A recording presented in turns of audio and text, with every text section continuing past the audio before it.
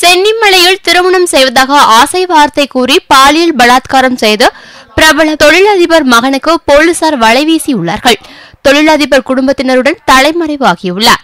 ஈரோடு மாவட்டம் சென்னிமலை ஈங்கூர் ரோட்டில் உள்ள காந்திஜி வீதியில் ஜவுளி தொழில் செய்து வருபவர் சாமியப்பன். இவர் சென்னிமலை பகுதியில் பெரிய அளவில் நிதி நிறுவனம் நடத்தி வருவதால் இவரை வட்டியார் என இவரை அழைத்து வருவார்கள்.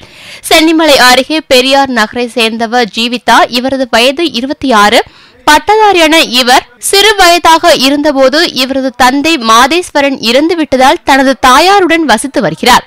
இவரிடம் கடந்த 8 மாதங்களுக்கு தொழிலதிபர் சாமியப்பன் மகன் ரகு என்கிற துரைராஜ் என்பவரின் ஜாதக நகலை தரகர் ஒருவர் கொடுத்திருக்கிறார். அந்த ஜாதக பொருத்தம் இருவருக்கும் பொருந்தியதால் ரகுவின் பெற்றோர்கள் ஜீவிதாவை பெண் பார்க்க வந்துள்ளார்கள். பிறகு திருமணத்திற்கு சம்மதம் தெரிவித்துள்ளனர். அதன் பிறகு ஜீவிதாவும் ரகுவும் செல்போன் மூலம் பேசிக் கொண்டதுடன் தங்களது நெருக்கத்தை அதிகப்படுத்தியுள்ளார்கள். இந்த நிலையில் தன்னை திருமணம் செய்வதாக பாலியல் பலாத்காரம் செய்துவிட்டு ஏமாற்றி விட்டதாக ரகு மற்றும் அவருடைய பெற்றோர் மீது ஜீவிதா ஈரோடு மகளிர் போலீஸ் ஸ்டேஷனில் பரபரப்பு புகார் கொடுத்துள்ளார். அந்த புகாரில் ஜீவிதா கூறியிருப்பதாவது: நான் BECE பட்டப்படிப்பு முடித்துள்ளேன். எனக்கு சுமார் 3 கோடி மதிப்பிலான சொத்துக்கள் உள்ளது. திருமண தரகர் ஒருவர் மூலம் எனக்கு ரகுவின் ஜாதக நகல் வந்தது. அந்த ஜாதகம் எங்களுக்கு பொருந்தி இருந்ததால் திருமணத்திற்கு உறுதி செய்யப்பட்டது. அதன் பிறகு நான் ரகுவிடம் பேசிக் கொள்வதற்காக தனியாக எனக்கு ஒரு செல்போனை ரகு வாங்கி கொடுத்துள்ளார். மேலும் எங்கள் வீட்டிற்கு ரகு அடிக்கடி வர ஆரம்பித்தார். எங்கள் திருமணத்திற்கு மண்டபம் கிடைக்காமல் போனதால் திருமணம் தள்ளிக்கொண்டே போகிறது. இந்த நிலையில் நாங்கள் காம்ப்ளெக்ஸ் ஒன்று கட்டி வந்தோம். அதற்கு ரகு ஆலோசனைகள் வழங்கி உறுதுணையாக இருந்துள்ளார். கடந்த ஆண்டு பண்டிகை அன்று ரகு எங்கள் வீட்டிற்கு வந்து கேக் வெட்டி எங்களுக்கு கொடுத்தார். பின்னர் கடந்த டிசம்பர் 23ஆம் தேதி இரவு எங்கள் வீட்டிற்கு ரகு வந்தார். அப்போது எனது அம்மா வெளியூர் சென்று விட்டதால் நான் தனியாக இருந்தேன். அந்த தனிமையை பயன்படுத்தி ரகு என்னை பாலியல் பலாத்காரம் செய்துள்ளார். நான் எவ்வளவோ மறுத்தும் என் விருப்பத்திற்கு மாறாக என்னை பாலியல் பலாத்காரம் செய்துவிட்டார். திருமணம் ஆவதற்கு முன்பே என்னை இப்படி செய்துவிட்டீர்களே என நான் கதறி அழுதேன். அதற்கு அவர், நான் உயிர் உள்ளவரை உன்னை கைவிட மாட்டேன் என சத்தியம் செய்துள்ளார். மேலும் இதை வெளியில் சொல்ல வேண்டாம் என ரகு என்னிடம் சத்தியம் வாங்கிக் கொண்டார். அதன் பின்னர் திருமணம் தள்ளிக்கொண்டே போனதால் நான் வாந்தி எடுத்தேன். இதனால் நான் ரகுவை வர சொல்லி இது பற்றி கூறினேன். மேலும் மருத்துவ சோதனை செய்து பார்த்தபோது நான் கர்ப்பமாக இருந்தது தெரிய வந்தது. நான் பயந்து போய் ரகுவிடம் சொல்லி அழுதேன். அதற்கு கவலைப்படாதே, உன்னை எந்த சூழ்நிலையிலும் கைவிட மாட்டேன் என சத்தியம் செய்து எனக்கு கருசிதைவு மாத்திரை வாங்கி கொடுத்தார்.